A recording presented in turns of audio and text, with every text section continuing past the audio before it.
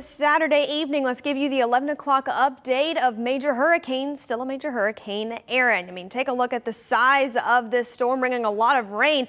Starting to see that now. And one thing I want to go ahead and mention is that it was a Category 5 earlier today, underwent rapid intensification, and now it is a Category 4, still in the major hurricane area, but something we're certainly going to continue to watch. I'll give you an update on Erin, but something else I want to talk about. We're watching two other separate areas, yes, within that lower category of potentially turning into something tropical in the next 7 days or so. All eyes on Erin though first. We'll let you know if anything else happens with those areas. But as of right now, 11 o'clock advisory, moving west-northwest now, was having that steady track west, but now west-northwest around 14 miles per hour. Max sustained winds of 140 miles per hour with the 11 o'clock update. And you notice it's still a Category 4 and expected to stay at a Category 4 as you move through tomorrow, staying a major hurricane as it is right off the Carolina coast on Tuesday and Wednesday, bringing high surf and even potential tropical storm force wind gusts right along the coastline of the Carolina coast. So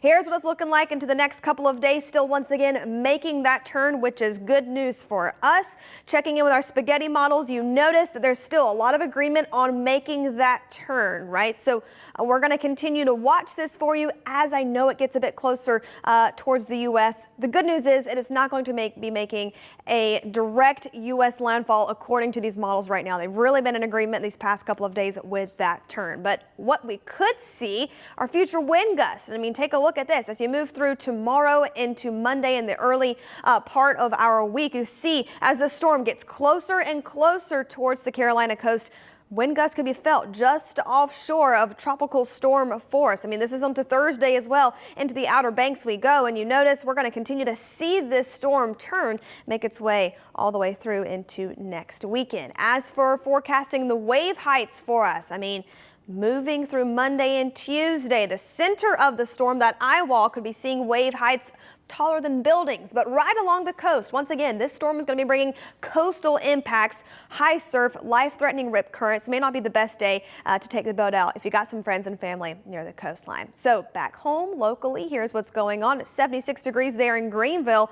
A westerly wind feeling like 76. I know it was hot and humid today. We got some storms outside though to talk about, moving in a bit closer towards Boiling Springs, Valley Falls. Hearing some rumbles of thunder outside. As for temperatures, we're in the mid to upper 70s. That'll be Spartanburg and Greenville, Pickens 72, 71 there into Asheville. Tomorrow morning, starting off your Sunday, we're still staying hot and humid, low 70s, warming up all the way into the low 90s. Greenville, Spartanburg, we're looking at 91, a bit closer towards Greenville tomorrow. As for rain, most of the storms you're hearing right now really lighten up a bit closer towards midnight, rolling right into the rest of your weekend by Sunday morning. If you got some Sunday service plans, looking okay, not you needing any rain gear out there, but into the afternoon, here we go, right after lunchtime, beginning to see those isolated thunderstorms we saw today. Pretty much that same exact summertime pattern, right? We've been dealing with that these past several days, and this continues into tomorrow. Monday and Tuesday, low 90s stick around, but I want to go ahead and show you something you might like. We're going to be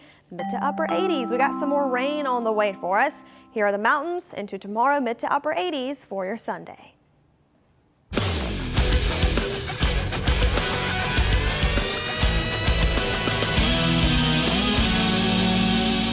Anderson Motor Speedway has been a hotbed for racing in the upstate dating back more than 50 years. But organizers at the track said this weekend Z-Max Cars Tour race was their most anticipated event to date. And that is because Dale Earnhardt Jr. is out there racing. 5,000 strong packed out Anderson Motor Speedway for this one, and they would be in for quite the show. The 82 car hits the wall real hard. That'll put an end to his day. And here comes Junior, bringing the fanfare with him, racing hard out there. But in the end, it was just not his day. He finished in the 10 spot while Landon Lewis and the 29 car took home the checkered flag. Now to the Cookout 400 at Richmond Raceway, where Austin Dillon had himself a night, taking the checkered flag once again at Richmond, leading 100.